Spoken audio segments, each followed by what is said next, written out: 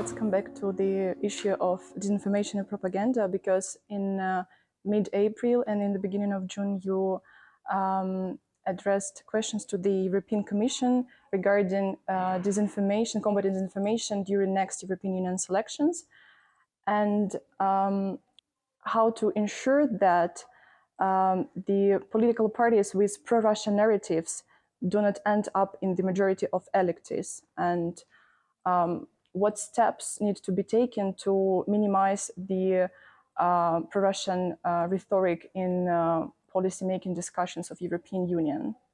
So you have two different issues in your question. First issue is how you preserve yourself from campaign of manipulation of information coming from Russia. And this is something that you need to guarantee, and you have steps to be taken, and you have useful idiots to be limited in their impacts in Europe. But for that, we have recommendations, and the Commission should take steps in order to ensure the fact that we are free, at least as much as possible, from Russian propaganda. But then you have a second question, and on this, it's not a law that can help. The second question is how you make sure that pro-Russian forces are not taking over this parliament and the institutions. Yes. Well, actually, against that, you don't have anything else than politics and ballots. You will not ban them. So the question is how you beat them, how you confront them with the narrative, how you explain to the French public opinion, for instance, that voting for Marine Le Pen when she recognized the annexion of Crimea and she supports Vladimir Putin's geopolitical agenda is a disaster for France and for the EU as a whole. But this is political argument. I mean, I cannot, with my committee, pass rules against this or that vote. You know, I mean, so that's, you have a two-step issue. How you cut our political scene from Russian direct influence. It can be disinformation, but it's not the only way. You also have money, you also have corruption, you also have cyber attacks on institutions and on electoral campaigns opposing a Russian narrative. So all of that is the duty of the public force in Europe to protect the election from these attacks from Russia. But on the other side, you have the political fight.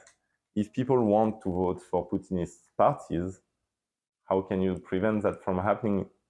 The only way is to beat them, electorally speaking, and in terms of politics. And that's why I think what we need to do is to showcase the fact that it's not about only Ukraine. What's going on is involving the whole of Europe. We are also the target of Russian regime. And this is... That's so true. This is to be said very clearly, much more clearly than it has been said since February 24th. It's not only because we love Ukrainians and because they fight for their freedom that we should support them. It's out of realistic assessment of us being targets, because that's what's happening, because the target at the end of the day is also our capitals. It's also Paris, it's also Berlin, it's also French democracy, it's also German democracy, it's also European democracy as a whole. So we should stop pretending that we are doing it because we are just nice. It's not that. Yeah. It's because we are realistic. And so we owe something to Ukraine, and we owe this help to ourselves. And the second point is that actually what Ukrainians are teaching us, and that's why it's so important to help you at the same time, is that you can resist. And for so long, Europeans have been so weak in the face of Putin, and in front of Russia, and in front of Chinese regime, same way.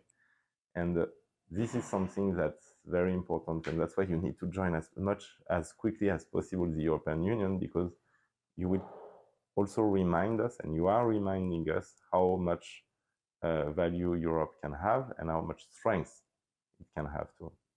Yeah, thank you for your position. At the same time, it's not only the presence of, let's say, pro-Russian narratives, but also the absence of Ukraine in political agenda of European Union that could pose a threat to the European Union security, as you mentioned. So, what steps need to be taken to help Ukraine be the first matter in the political agenda of European politicians? So that's up to European politicians. Do they want to speak about something else while you have a war that's deciding the future of the whole Europe? Where do you think the future of Europe is decided as we speak now? In Ukraine. Yes. If Ukrainian wins, then Europe will be safe and stable. If there is no clear victory against Russian invasion, then we enter for decades of instability and wars. So it should be very clear that that's a decisive battle for Europe now. And you have European elections.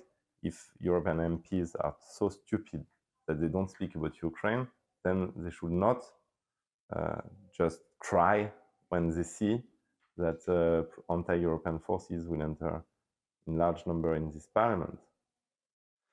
So for me, that's very clear. The campaign should be 1 year of discussion about the fate of Europe. But the fate of Europe, it means Ukraine. Because nothing is possible unless we win this war first. And that's something that should be told and told and told again. And I'm repeating myself, but not only on a moralistic view. Yes. It's a very realistic assessment. And that's what our leaders, especially in Western Europe, did not say enough, and they did not say it clearly enough. And I mean, of course, there is a help that's coming from Europe to Ukraine, including weapons, and this is good, but it's always late and not enough from the start. And why? Because we did not fix clear strategic objective from day one. And from the day one, the clear objective of the European Union should have been the total defeat of Russia.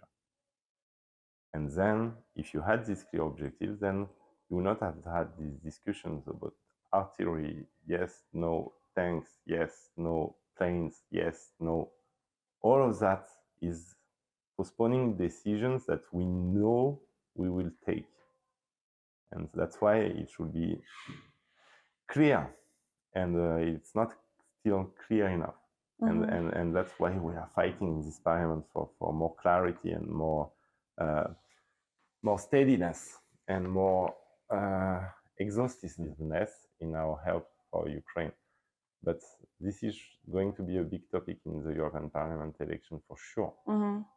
And I'm ready to confront these pseudo-patriotic forces who explain to us that they are the true nation-loving forces, and at the same time are working for a foreign tyrant that is hostile to our core interests and our principles.